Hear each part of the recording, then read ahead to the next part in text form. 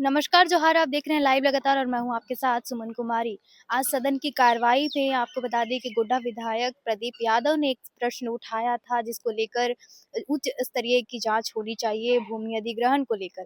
इसमें आपको बता दें कि एक झारखंड सरकार ने इस पर संज्ञान लेते हुए और इस पर एक उच्च स्तरीय कमेटी की गठन के लिए बात कही है और उन्होंने इसके बारे में पूरी जानकारी साझा की है। क्या कुछ कहा है प्रदीप यादव ने, आइए हम आपको सुनाते हैं। मैं झारखंड सरकार को, आदरणीय मुख्यमंत्री हेमंत जी को, उनके पूरे मंत्रिमंडल को हृदय से बधाई देता हूं, उनके प्रति आभार व्यक्त करता हूं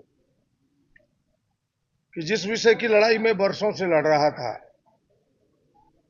कोई सुनने वाला नहीं था, लड़ने वाले पर ही कार्रवाई होती थी। पहली बार सरकार ने हमारी बात सुनी और वह जो अडानी का विषय था कि वही गलत तरीके से उन्होंने जमीन का अधिग्रहण किया है, एसपीटी सीएनटी एक्ट के उल्लंघन करके,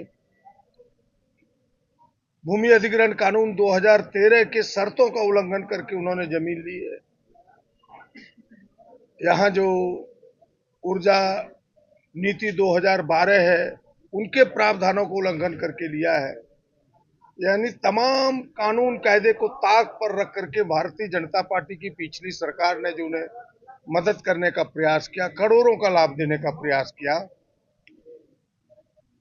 हमें लगता है कि उसका पर्दाफाश होने वाला है। जो हमने मांग की थी कि एक कमेटी की जांच हो, सरकार ने घोषणा भी की थी कि मुख्य सचिव की अध्यक्षता में हम जांच कराएंगे। आज उस समिति का सरकार ने गठन किया है मुख्य सचिव की अध्यक्षता में, जिसमें 8 सचिव है अन्य विभागों के और एक स्थानीय उपायुक्त गोड्डा के है। और हमें लगता है दूध का दूध पानी का पानी होगा। और जो भारतीय जनता पार्टी और अडानी की जो साठगांठ है, उसकी परत दर परत कलई खुलेगी और केवल इस राज्य के लिए नहीं, पूरे देश के लिए हमें लगता है कि यह एक मील का पत्थर साबित होगा कि भाई सच में जो नेता कहते थे आज वो प्रमाणित हो रहा है। और हमें लगता है कि दूध का दूध पानी का पानी सामने आएगा और गोड्डा के लोगों को जो आस्था, रैयतों को खास करके वहां कि हमने जमीन दी, आज नौकरी भी नहीं, हमारे साथ अन्याय हो रहा है, जो शर्तें थी उसका उल्लंघन हो रहा है, हमें लगता है कि उन्हें भी न्याय मिलेगा। जो थे, हमने ये विषय उठाया कि वर्षों से लोग पॉलिटेक्निक कॉलेज और विश्वविद्यालयों में, महाविद्यालयों में नीड बेस्ड शिक्षक पढ़ा रहे हैं, जिसकी संख्या लगभग दोनों मिला के 950 से 1000 के बीच है। उन्हें दूसरों राज्यों की अपेक्षा कम मानदेय मिलता है। दूसरे राज्यों ने फैसला लिया है कि उनको समायोजित भी करेंगे और जब अगर अस्थायी बहाली करेंगे तो उन्हें इतना वेटेज देंगे ताकि वो समायोजित हो सके जो वर्षों से सेवा की है।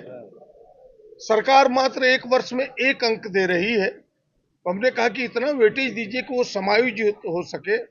आपने देखा होगा कि अंत में जो मुख्यमंत्री जी ने उत्तर दिया है, उन्होंने कहा कि नहीं, दूसरे राज्यों का हम अध्ययन करा करके जो बेहतर होगा, जो उनके समायोजन के लिए तो नहीं, लेकिन उनको वेटेज देने के लिए, शब्द इतना ही था, उनको वेटेज देने के लिए वो हम करने का प्रयास करेंगे। हमें लगता है कि उत्तर संतोषजनक है। अगर उन्होंने कहा है कि हम दूसरे राज्यों का अध्ययन कराएंगे तो निश्चित रूप से सरकार अध्ययन कराएगी, फिर उसके समायोजन की दिशा में प्रयास होगा। लाइव लगातार के वीडियो को लाइक करें, सब्सक्राइब करें और बेल आइकन को दबाना न भूलें।